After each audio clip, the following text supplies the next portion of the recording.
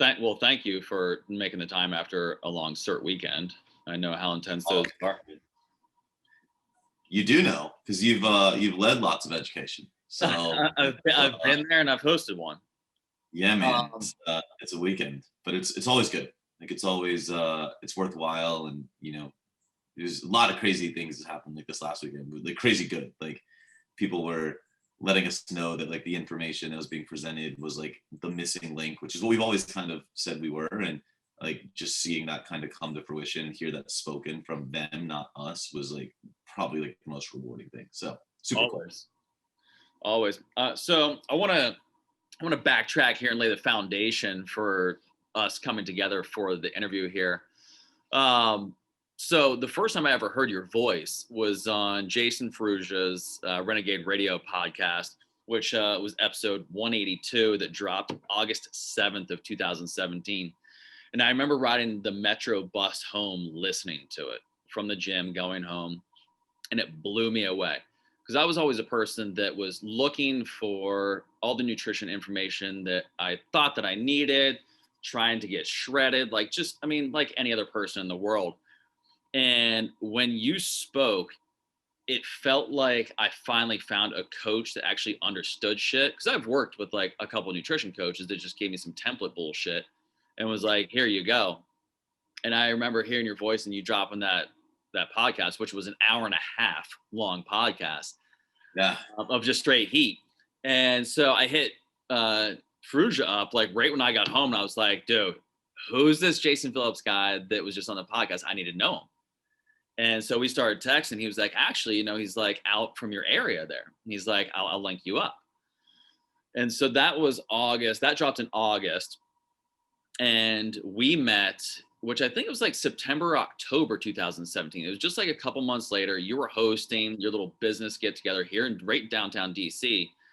And I guess Jay had been in contact with you or your staff or somebody, and you were here. And I was speaking with one of your admins at the time, and she was just like, dude, just go up to the building right here, walk into the room. And I remember I was like, walk into the room. And I walked in, it was just like open arms. And I feel like the way our relationship started is the way it still continues, just like awesome and so welcoming. Yeah, it's I remember that day. It was our first business event that we had done of any, real promotion, so to speak. And I think Nicole was just messaging with you, and I think that I think I got a text after you had already walked in the door, like I hadn't looked at my phone or anything. And she said something along like, hey, this guy's going to come see you. And I was like, okay. And I was like, oh, he's here. And yeah, I mean, like, you've been around the culture long enough. Like it's, we always say that code, which is impact over everything. And it's like, we're always gonna welcome people in. And, it's rare, to be honest, that like somebody comes in and like we build a relationship like what you and I have. But, it's always amazing. And, I've learned equally as much from you as you have from me. And I think those are the best kinds of working relationships. And, I think as somebody who's now kind of been positioned as a leader in the space, I always try to make relationships like that, right? I mean, no matter who you are, even if you're somebody that comes in and you're looking for weight loss, right? You're 100 pounds overweight. I still want to learn from you. Like you're doing something in your life I can learn from. And I think that that's a great way to approach virtually every relationship. And I think we both have a very similar approach in that aspect. And I think that's why it's developed the way it has. And it's why I have so much respect for what you guys do. Because you guys go out and you're constantly helping people, but you're not just helping people. You're not like resting on your laurels, right? Like you're literally like, you're trying to be better every single day. Yeah. And you guys are trying to be better coaches. You're trying to be better people. You're trying to serve at a higher level. And I think that that's what's so super cool. And I think it's why we're here having this conversation, because we're all on that mission, right? And I think that's why we do what we do. Yeah. And I mean, it was so great. I had never met you, and here you have these signed copies of these Lewis Howes books. The Mask. Mask of Masculinity. Yeah. And you were just like, dude, here you go. You've just been such a giver from the beginning, from when you entered this space. And I gravitated towards, I was like, this guy speaks my language. And you're exactly right. We're in a position just to continue to give and to help others. And you just were the pinnacle of that. I appreciate it, man. I appreciate Yeah. that. It's yeah, it dude brings back memories, man. It's just crazy. You sent me a text the other day. You actually sent me a screenshot of us being at your gym, I think 3 years ago. Yeah. And you reminded me how much things have grown, which is incredibly humbling. Obviously for those that don't know, like we're recording this the morning after I just presented a level 1. And it's crazy to me, first of all, that now we're doing it on Zoom, now that we've got 60 plus people attending on Zoom, and we had 80 people in that room in DC. And it's just like, it's still mind blowing to me at times. They actually brought me to tears yesterday at one of the breaks, and they were telling me how much this has changed their life and how much of our stuff they've consumed. And it's just the people that don't know my story, and nobody does, because I'm very obscure in this world. My next question, hold back on that, because that is crucial to. Oh, okay. Okay. I won't get into all that, then I'll let you. But for those that don't know my story, it come from very humbly beginnings. I'll say that. Man, extremely, the cornerstone. Extremely humble beginnings. Please share that. I mean, that's my next question of just from, we talked about 3 years ago of 2018 when we were in the gym here. Back that up a little bit. I was in Austin, Texas with you. And of course, hearing that Jay Ferrugia podcast, just hearing your story, I was like, this guy it's deep within him. So please, I mean, it's who you are. So please share it. Yeah. I mean, my journey I used to say my journey into health and fitness is different than a lot of people, but as I get deeper in the space, I think it's less and less different. I just don't think it's discussed as much.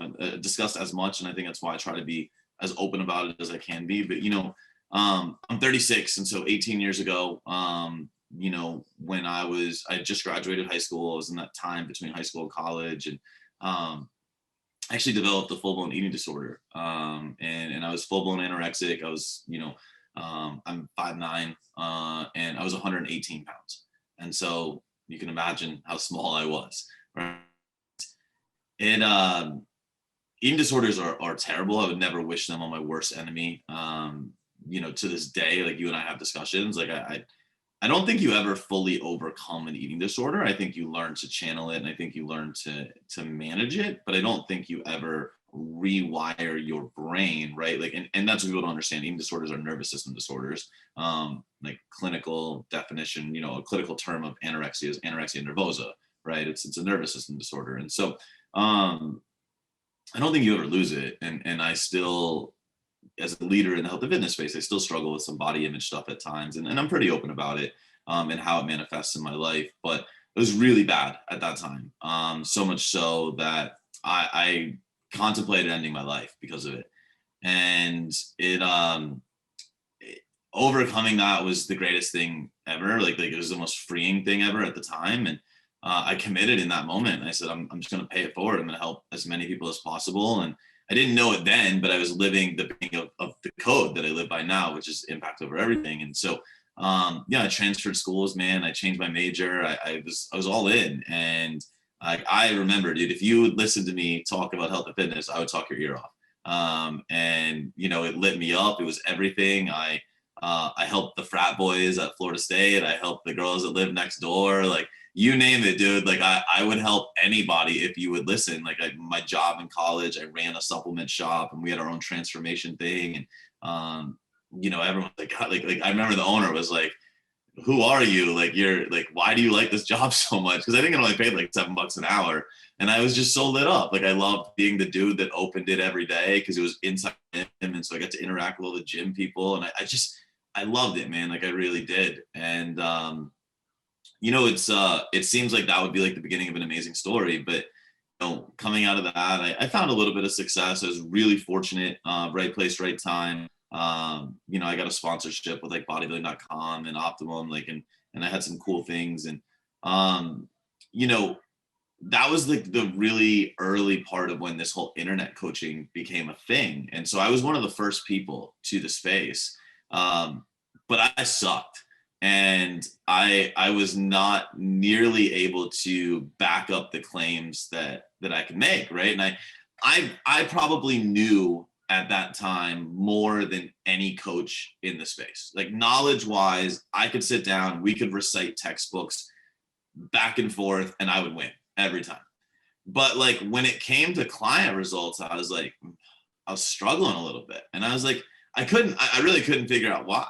And so I was frustrated, and that led to like half-hearted efforts of like actually doing this. And, you know, at some point you got to get a job. So, you know, I had these jobs, and man, I'm a terrible employee. So I probably got fired from every job because I just didn't like it. And, you know, so I mean, dude, I went through this like tumultuous time of like 6 years where I was like in and out of jobs, couldn't keep one. Like my parents were really concerned about me. They're like, you have no future. And, you know, I'll never forget. I took this job running a big fitness facility in Arizona, one of the most well-known CrossFit training companies in the world. And I actually went out there to be their nutrition coach at first, and they wanted me to coach athletes, and it was great because I was amazing at fueling athletes. I didn't want to do the physique thing anymore, and so it was awesome. And I went there, and like my business brain kicked in, and I was like, well, I've never run a business, but I'm telling you, you're leaving a ton of money on the table. And they were like, well, tell me more. And I was like, well, you could do this and this, and I think you'd make a lot more money. And so they let me, you know, run a promo for their business. And I think we made something like $200,000 in a week. And they were like, you should come run this business for us. And I was like, okay. And mind you, I had no GM experience. I had no business ownership experience, but I was like, I think I could do this. And so they hired me, and it was cool. Like, it was like, I cut my teeth there, and like, you know, on running a business, and I grew them 100% in 4 months, which they were already $3 million company. So I think we got to like a little bit over 6 million inside of that time frame. And I didn't love it, you know. I didn't love running someone else's business, right? I think that's what it came down to. And so I'll never forget, I was on a plane. I was going from Scottsdale, Arizona to Michigan, and the whole flight, this dude was like trying to get my attention. And I was like, if you've ever been around me, you know, I'm kind of like a recluse. Like I don't really want to talk. And so I was trying to like avoid him, and I was just kind of like focusing forward. And he finally got my attention, and he was like, he starts asking me all these nutrition questions, and I just engaged with him for whatever reason. And by the end of the flight, I was just lit up, man. It was amazing. I was like, this is cool. Like I just made this guy's life. And I don't know, man. Like I can't, to this day, I can't tell you what came over me. Yeah. But I grabbed my phone, like just wrote an email, and I sent in my resignation from this like $200,000 job. I'm like, I'm out. And that was it. That was, I call it my all-in moment, right? I call it my all-in moment. And that was the minute where I said, I'm only going to help people. And 3 months later, I was flat broke. I couldn't afford this cup of coffee, but I stayed committed out. And, you know, shortly thereafter, I built the company that you came into and you saw. And I built a $3 million consulting company in the nutrition coaching space. And now I help coaches do what we did, which is build 6 and 7 figure companies. And so it's a wild ride, dude. But that's the short version of a very long story. I love it. I can listen to your story all the time, and I would advise everybody that watches this to go back and listen to that Renegade Radio podcast, because I think you just that was a good one. Out of the park, episode 182 from 2017. And one thing that like you hit on in that, which you didn't even bring up here, was like the Abercrombie model days. I mean, that was like a big thing, right? Yeah. So I mean, you really destroyed yourself to like get abs. Like you had no idea. You mentioned earlier just like how small you were at 5'9", and we're health conscious, if you will. But like, why are abs held so high in this like golden glove and perceived as like the pinnacle of health and fitness? Like, what's that all about? Yeah, it's interesting, man. So I mentioned I developed an eating disorder. The reason I developed the eating disorder was the pursuit of abs. And so, you know, I was a golfer. I was very highly ranked. Like, I mean, had I not gotten injured, I wonder where my life would be. Like, I think I'd be playing on the PGA Tour today. Like, I was really good. And yeah, like Abercrombie asked me to model for them, and you know, the line that sticks with me to this day, like I could paint the picture for you. But the woman said to me, she's like, make sure when you send me pictures, you send me pictures of your abs. And I was like, and we all know like what Abercrombie is known for. yeah, right. They're like, I mean, ripped, and yeah, I mean, I had like the face and the hair and like and all that, but I certainly didn't have the body. Like, number one, I'd never lifted a weight, so I didn't have a muscle like anywhere. Like, weights were entirely too heavy for me. Like the only thing I picked up was golf clubs, and like I ate like a horrible American. Like, I ate pizza and chicken fingers and fucking mac and cheese. Like my favorite thing in high school was I would eat a box of mac and cheese at 10:30 at night before going to bed. Like, I was just that kid. And so I just, I didn't have it. And I asked everybody, how do I get abs? How do I get abs? And he was my pediatrician, really good family friend, amazing human being.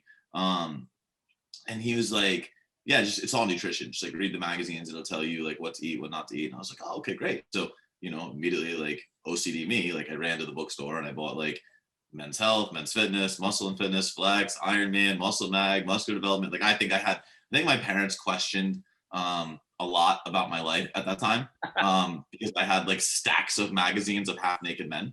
And my parents were like, okay, like, what are we about to find out about our son? So, that was, but the crazy part was I read everything and all it said was don't eat this, don't eat this, don't eat this, don't eat this. Like, I never read do this, do that, right? And so I had this whole list of things I shouldn't be doing. And I basically had fear around food. And so I had built this like equation in my brain that if you consume this, then you get fat. And I mean, I remember times like beating myself up, like literally telling myself I was a failure. I had a job at Best Buy, and I remember vividly on the way to Best Buy one time, never shared the story. I had like, I don't know, like cheese and crackers and something else, right? And I'm on my way to Best Buy, like that feeling you get like when you eat, just like that satiety in your stomach. Like, you're not fat, there's just satiety, right? Oh, no. I equated that satiety was fat. And I recalled in a magazine article that cheese could make you fat. And so like I literally, as I'm driving, pinched like a piece of my belly and was like, you horrible motherfucker, why did you eat that? Like, that's the dialogue I had at 19 years old. And I was like I look back now, I'm like, what the fuck? But that was the reality I was living. So listen, we live in a vanity world. We live in a world where we seek external validation.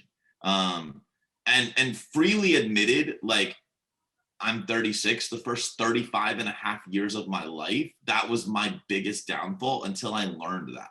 Like, we're just coming out of the pandemic, right? And I tell everybody that the pandemic was just an amplifier. It shined a light on your greatest strengths and your biggest weaknesses. And it also gave us a lot of space and a lot of time to get quiet. And I think there's going to be a really cool story that happens in the next decade. And I'm excited to be one of like the success stories, because for me, the space and the stillness that was created allowed me to really assess who I was, not what my business was doing, not what my relationships were, but who Jason was. And I really dug deep and I found this and I said, we've had awareness that external validation is a problem, but are you going to fix it? Right? And that was the question I asked myself. Are you finally going to fucking fix it? And I think that any human that is chasing vanity is totally okay. Like, it is 1,000,000% okay to want to look good. It is not okay to want to look good and then expect the compliments and the remuneration that comes with it. That is not okay. Yeah. And that, unfortunately, most people are looking for. Right? We have conversation after conversation. We ask somebody, people come to us all the time as health professionals. Do you want to lose weight? Yeah, like they want to lose weight. Well, why do you want to lose weight? They don't really know the answer. So, Mrs. Jones, if I snap my fingers and you wake up tomorrow morning and you're 20 pounds down, are you happy? And she says, yes. And I said, let me finish. I snap my fingers, you're 20 pounds down, but you look in the mirror and nothing has changed. You go to put your dress on, it still fits the same way. Your husband still walks by you and doesn't even notice you, and your friends don't treat you any differently. Are you still happy? And she's like, no. So it was never a weight loss journey in the first place. Yeah. And yet there's this component of external validation that we're continuing to seek. And I really believe that the journey of mastery starts inside of yourself. And I think that when you can understand, and listen, I'm not telling you should be overweight and be accepting of being overweight. That's not healthy. It's not allowing you to serve long-term. Like, that's not my message. My message is accepting that the reason that you're in a position of needing to change your health is that you put yourself there. And only you can put yourself out of there. And it's not somebody's like excitement. It's not somebody's validation of you becoming a fitter version or healthier version of yourself. It's you desiring to simply be a better version of yourself. And when you take on that mindset, all of a sudden shit starts to happen, right? Yep. And I think that so much of that just comes from this time frame. It's really interesting because if you guys saw, like I posted on social media this morning, I wrote out my first speech for the upcoming event we have in June. And literally I woke up to 2 words that pierced me this morning. And they were really simple. I'm trying. And I was like, fuck those words. Like, we're not trying, right? Because in every situation in life, there's what we call a gap. There's where we are today and there's where we want to get to. Right? One of my mentors referenced this as the fuck you gap. I'm not going to go that far, right? But the 2 words that live in that gap of people that are failing are I'm trying. The 2 words that live in that gap of people that are succeeding are I'm doing. And there's so many people that want to say I'm trying. No, you're not. No, you're not. You're simply covering up some level of lack of commitment or some level of lack of execution, and you're using the cover up of I'm trying, and that's okay. It doesn't make you a bad person. But imagine if you could master yourself enough to stop lying to yourself, telling yourself the story that you're trying, when in reality, you just face the facts that you're simply not doing the work. And I think if all humans can come to this realization, instantly things get better, because I'm not telling you it's going to change overnight. This is the hardest work you will ever have to do. You didn't get to where you are yesterday. You're not going to get to where you want to be tomorrow. It's a time commitment. But when you can shift, I'm trying to, I'm doing, everything changes. Yep. Yeah. I mean, look at the self-help book selection in bookstores and online and who's writing them. I mean, it's an ever-growing business, just like the supplement business, if you will. Right? Yeah. It just keeps growing larger and larger. That's huge, man. Thanks for sharing that. That's big. Absolutely. That's absolutely a big mind shift. Well, dude, if you would have asked me at that point in my life that I would ever change somebody's life, like, I would have laughed at you. And the crazy part is, if you would have asked my family, you would have asked my parents, my sisters, my brother, they'd be like, yeah, right. They'd be like, he's not doing that. Yeah. Like, nobody would have said that. So it's change yourself first. Exactly. And that's what I guess that's really like the foundation of it is. And I never realized I was doing it, by the way, right? Like, it's not like I have this like grand vision of waking up one day and I'm like, I need to change myself so that I can change the world, right? I was like, I just had to, right? I was kind of put in this position where it's like, either you change or you suck at everything. Yeah. And I had to hit rock bottom, right? And I've hit rock bottom several times, and that's okay. But I think at that time, when you build awareness, then I think you could share with other people, right? Like, there's these phases you have to go through. Like, you really have to go through this change, but then you have to become aware of the change that you've created. And with that awareness, now I think you really can help people. So it's a crazy journey, man, but it's a lot of fun. It is. It is wild. I mean, wow. Yeah, but you do have, in order to bounce high, you got to hit rock bottom. Yeah, cover yourself. Absolutely. And I don't, it's always weird, right? And I'm sure you understand this as a coach. I don't ever want to tell someone to hit rock bottom. Exactly. But at the same time, as a coach, I know it's a necessity. Mm-hmm. And so, like, I don't ever want to push you there, right. But I certainly am not afraid of it, right? And so there's this like weird dichotomy of like, how do you do it? And I mean, you're familiar, I worked with Garrett White, and Garrett White's whole premise of Warrior Week is to take you to rock bottom, right? Is he knew early on you have to experience rock bottom to get to where you want to be. Yeah. And so Warrior Week is an acceleration of you hitting rock bottom and turning things around. And I never really understood that until after I went, right? And even after going, I didn't understand it until later when I was able to just conceptualize it all. And it's crazy. And now I understand why it has worked so well for so many men. But it also doesn't work because a lot of people are not ready to hit rock bottom. Yeah. Right. A lot of people are not ready to experience that. And they're certainly not equipped with the power to escape it.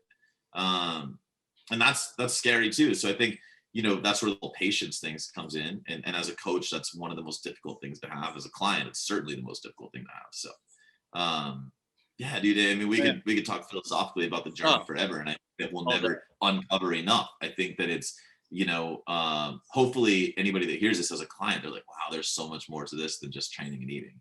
And that's really what I want everyone to take away.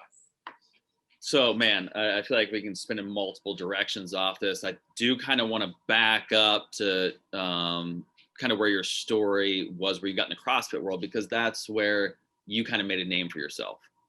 And I kind of want to segue that into recovery, because that's kind of where things are. And I believe that's what a lot of what you dealt with. So you spent a lot of time in the CrossFit world.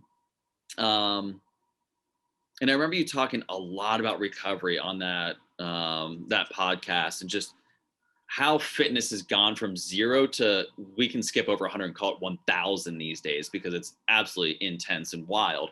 And you actually mentioned that podcast where, like, Fran used to be like the workout, and now it's like a warm up, right? Yeah. So, like, what did you see in that space in, like, that time now? Where do you see in fitness now? What did you learn in there? And how did that shape shift things with recovery going forward for you and the understanding of application? Yeah. So to this day, outside of NCI, I don't think there's anything written on this. I really don't. And I think that that's really underserving the community. Yep. I experienced, so I really believe I was put on this earth to go through some difficult shit to serve others. Like, this is the way I attack my life. And so after overcoming anorexia, after overcoming being super broke, I was now put in this position where I had to learn what it's like to be a massively under-recruited athlete, and what are, and potentially how to fix it. And so I learned it all firsthand. And I, as a coach, I went into CrossFit, and by the way, like, CrossFit came into my life because I was just bored with the physique industry, right? I had lived it. I had coached people. I just was bored of, like, going and doing bicep curls and bench press, right? And so I woke up, like, on a Saturday, and I was like, hey, there's a free trial class at, like, the local CrossFit gym, so I'm gonna go do CrossFit. And I went, and I was hooked on, like, I wanted to win, right? I'm a competitor inside, so I'm like, this is fun. I get to compete. And so I kept doing it, and then I finally, like, I loved it. I was getting good. I'll use that in air quotes, right? I was getting better. And I was like, all right, I'm going to hire a coach because I believe in coaching. And he had me he's like, dude, your initial test scores are really good. Like, I think you can get to the next level, like regionals. And I was like, awesome. Like, I was really excited about that. And so he had me doing, like, 2 training sessions a day. Well, the problem was I was fueling those 2 training sessions like I was a bodybuilder. So I was in a small calorie deficit. I was really excited because I was putting on muscle, because there's a lot of volume in CrossFit. People don't realize, like, those guys are jacked because they do a ton of volume. And you're lean because you're doing a lot of, like, high intensity activity. So I was loving my physique in the beginning. And all of a sudden, like, the gains I was experiencing out of nowhere, like, hit a wall. And not just the gains, but my motivation. And I'll never forget, like, the day that sticks out of my mind is, you know me, dude, I love the back squat. So over the weekend, I reposted my video. I hit 405 for 20, like, still something I'm really proud of. But I remember I went into that gym and I put a barbell on the rack, and it was back squat day. And I loaded 135 on each side, unracked the barbell, did 1 rep, re-racked the barbell, didn't even take the weights off, and left the gym. And I was like, I don't want to do this. And I went home and I took a nap. I didn't go to the gym the next day, and I didn't go the next day. And I asked myself, like, what the fuck is wrong with me? I'm paying a coach $600 a month. I've done this activity 2 days, like 2 times a day, every day for months. I'm like a month and a half out of the most important phase of my life, right? It was and I can't even be motivated to train. Like, what the fuck is wrong with me? Then a week before the open started, I partially tore my labrum. And then in the second workout of the open, I tore my biceps tendon. And I was like, something's off. And it sent me into a rabbit hole. And I actually started uncovering the role of the HPA axis in all of this. And I started to understand stress inputs and the ability to create adaptation. And I started realizing that really what I had done was I destroyed my body's ability to adapt. And that all of these injuries and all of this lack of motivation was normal. This is what my body should be doing. It was signals that were sending to me. And then I started doing deeper explorations. And I was the only one. And I realized there's a whole generation of CrossFitters that had learned about paleo in 2007 when Rob Wolf came in. And this is not discrediting Rob. Rob did not make these claims, right? And in fact, Rob has since recanted a lot of claims he did make. And so like, fair play to him. I always appreciate when an expert will say they were wrong at one point. Right. But this is when he made paleo widely used in CrossFit. They got in bed with CrossFit. And a lot of CrossFitters from 2007 to 2013 were damaged by doing massive volume at high intensity using a paleo diet. And so in 2012, 2013, I went in the CrossFit space and I said, and I was met with so much resistance. And I always say I was the most hated CrossFit nutrition coach before I was the most loved, because I went in, my ideas were radical at the time. They were very radical.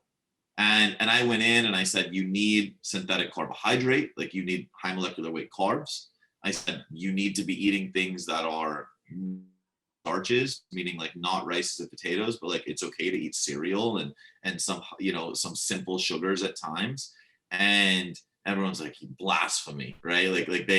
And so then like, there was a few people that trusted it, and they were people that come from higher education backgrounds. And so I was very fortunate. This is pure luck. I couldn't explain to you why it happened, but I was very fortunate that some top coaches put the trust of their athletes in my hands.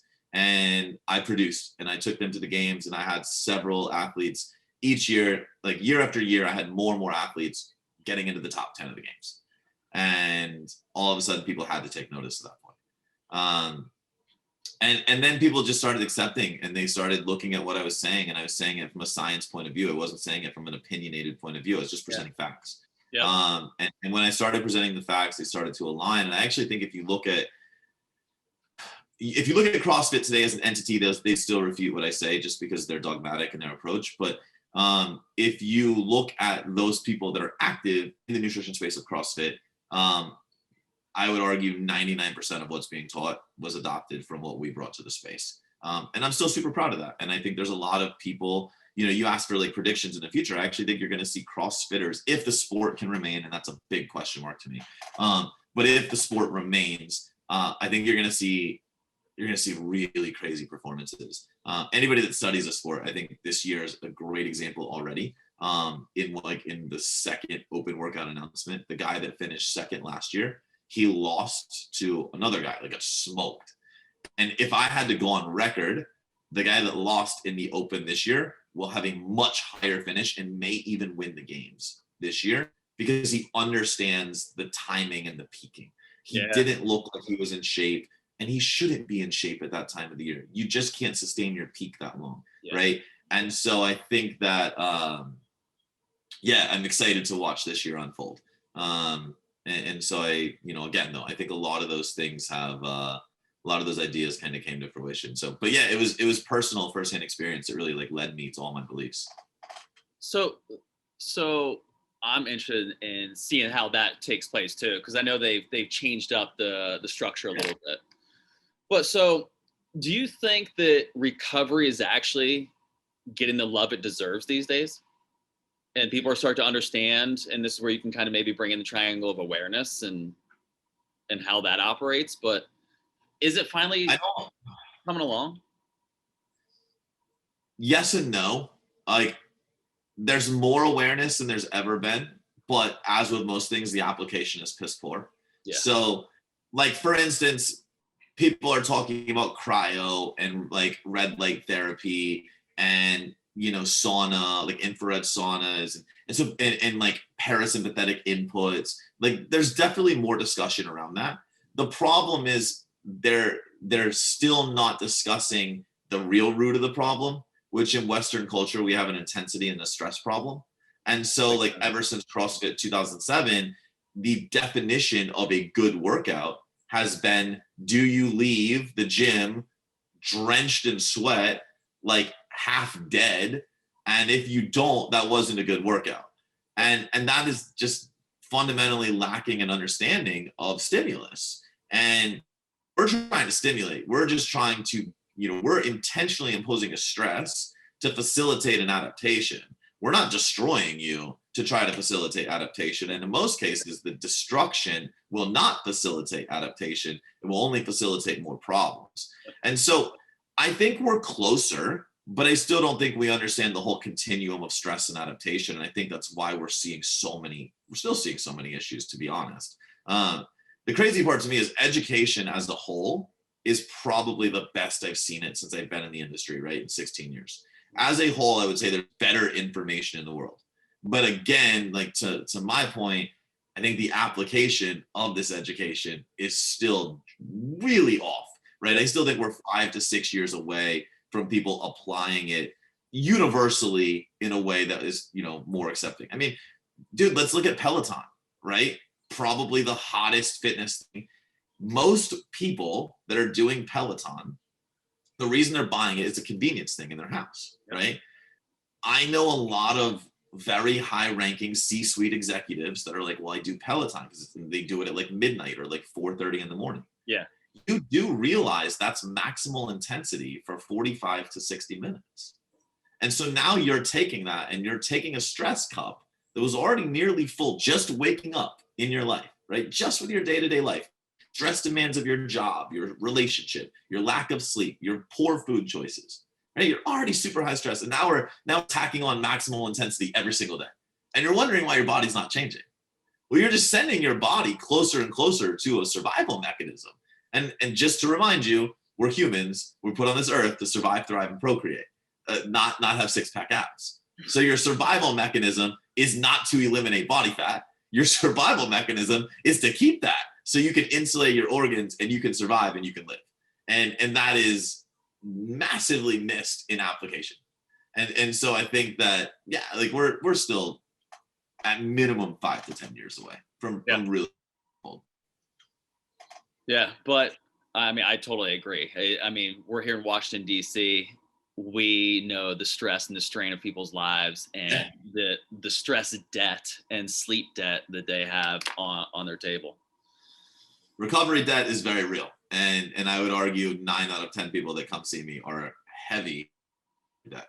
And this goes to like a periodized model, right? And I think that's one of our contributions to the space that I'm forever be proud about. But it's the notion that every time you attempt a diet, every time you intentionally impose a stressor, you have to also intentionally create recovery, right? Every dose of stress requires a dose of recovery, period. We can't just.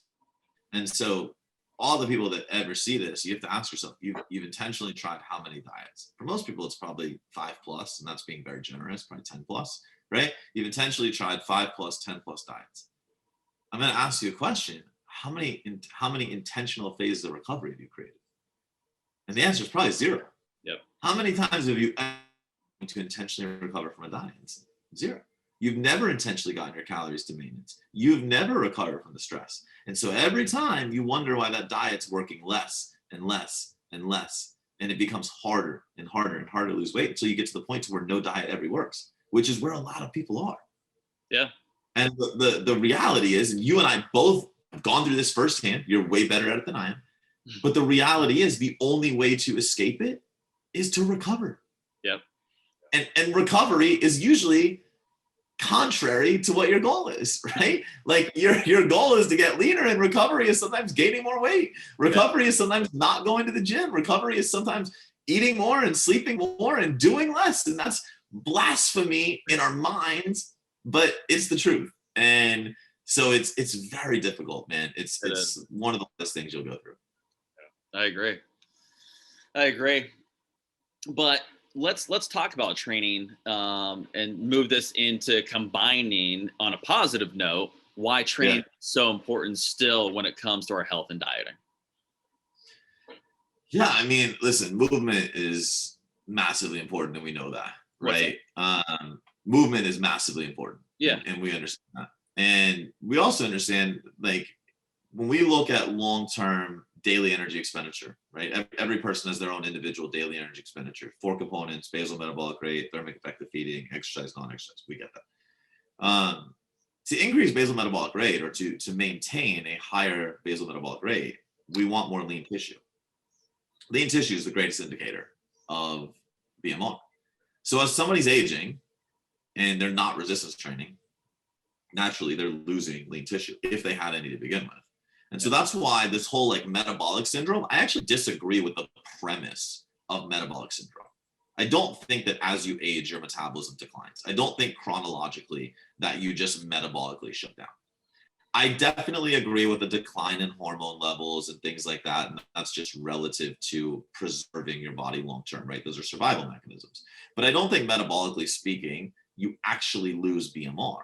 I think that as we age, we're doing less things. We never had lean tissue to begin with, and we're losing lean tissue. And I think that's the biggest contributor to us seeing our metabolism slow down, subsequent body fat gain. So if people would just resistance train 3 times a week, like not even anything crazy, I think they would actually fight that off for a way longer amount of time. And I think we'd see a lot healthier population. Not to mention, like as we do age, we lose mobility, we lose triplanar movement, right? And so many people, even when they're training, they don't train 3 planes of motion, right? They don't have coaches like you guys understand that. They're so very like 1 plane.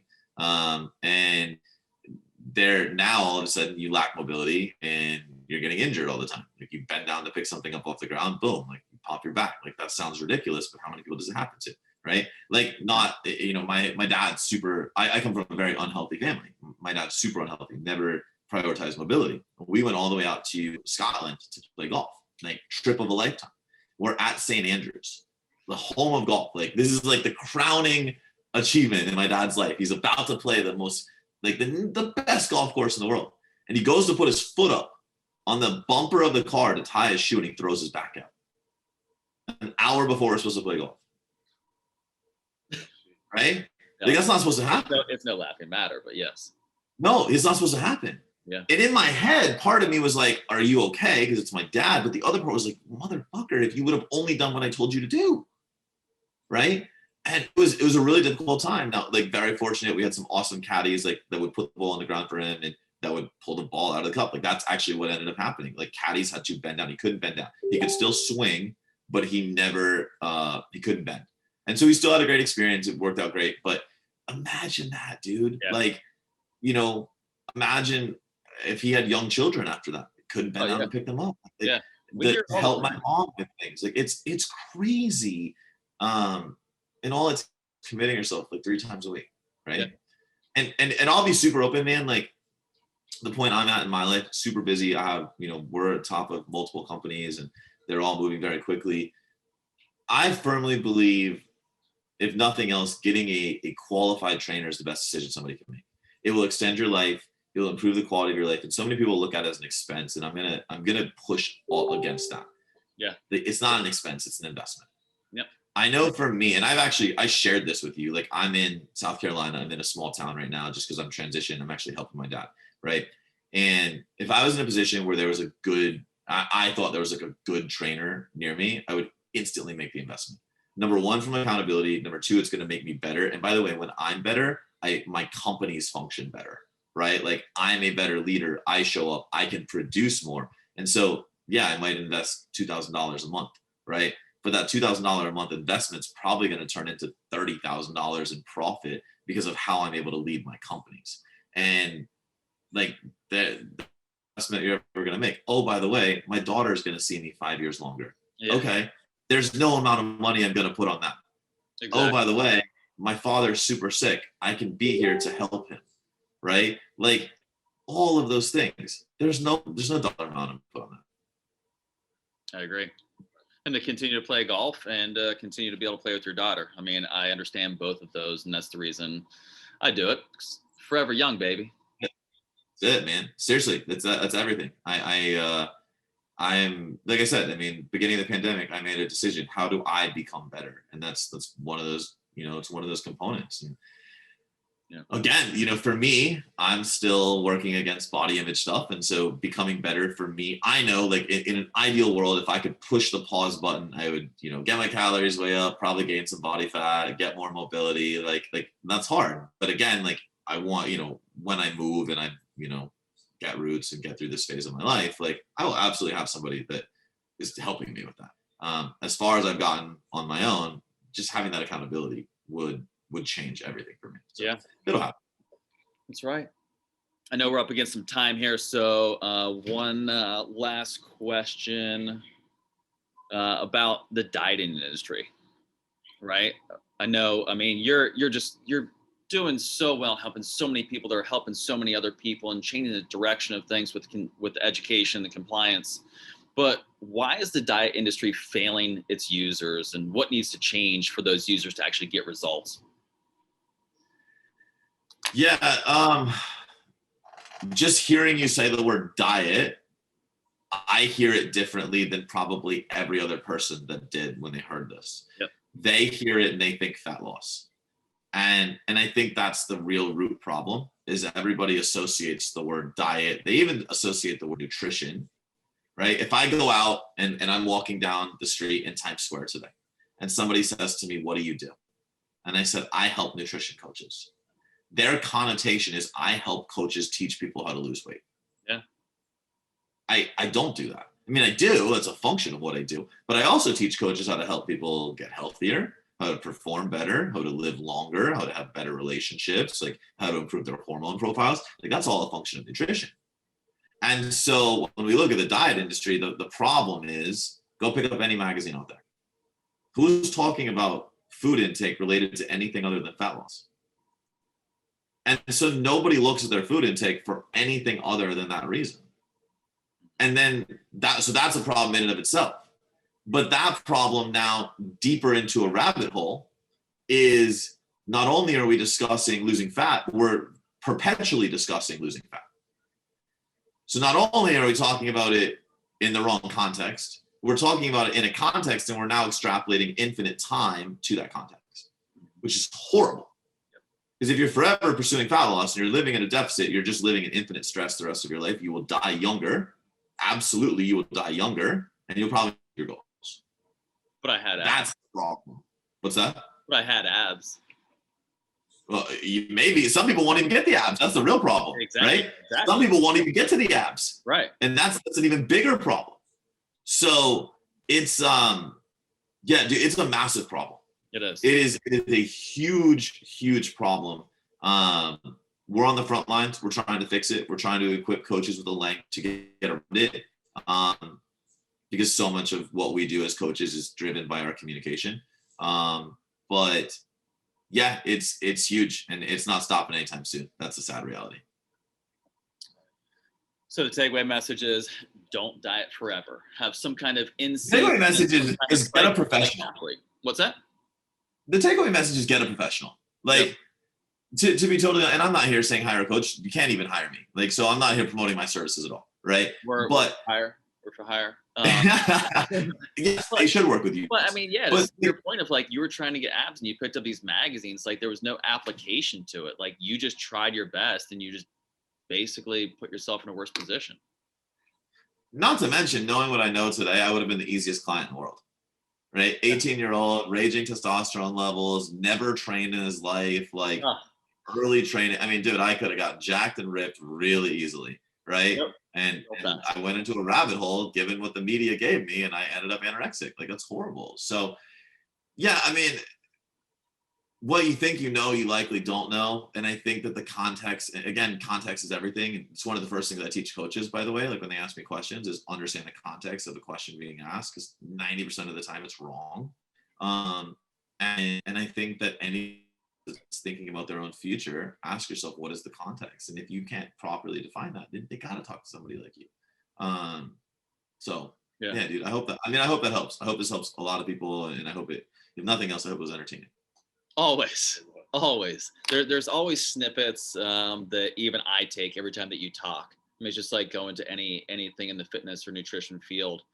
There's always something I'm going to walk away with or remember and then apply again. and you always speak on such a high level and really bring it full circle all the time. So thank you. I appreciate that, man. I appreciate that. I'm starting my next call now. I'm running a few minutes late, but that's all good. Thank you for your time.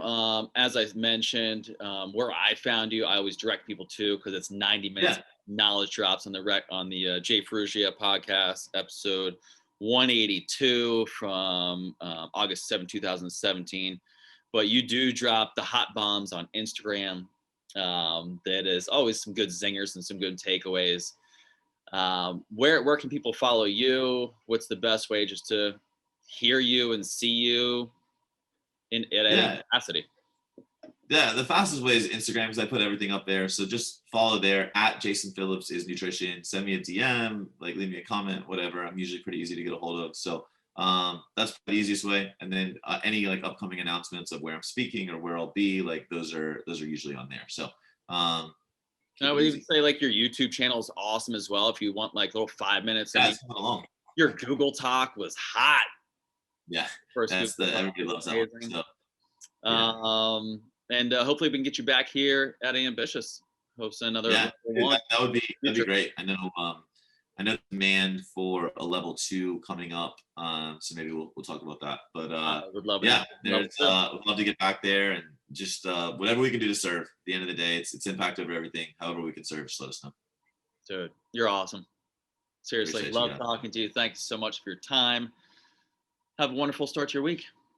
Appreciate it, man. You guys enjoy. Let me know wherever I can post this up, and we'll get it out there for you guys. And if you guys are in the DC area, listen, like I've coached thousands of people, literally thousands of businesses in my life. Like there are very few I would recommend as highly as I do theirs. And so if you are on these, because even if you're remote, and you guys want to work with them, like this is not, I'm not paid to say this. Like this is, trust me, when you start following me a lot, you'll know I'm as honest as they come. Like there is very few people I would recommend as highly as I do them. And so just take the chance, reach out, get the accountability, move yourself forward, like absolutely do it. So I appreciate you guys and your time, and hope you guys have an amazing morning. Appreciate you. Right back at you, man. Thank you so much, dude. Boys. Have a wonderful You day. got it, brother. We'll talk to you tomorrow. Yeah, you got it.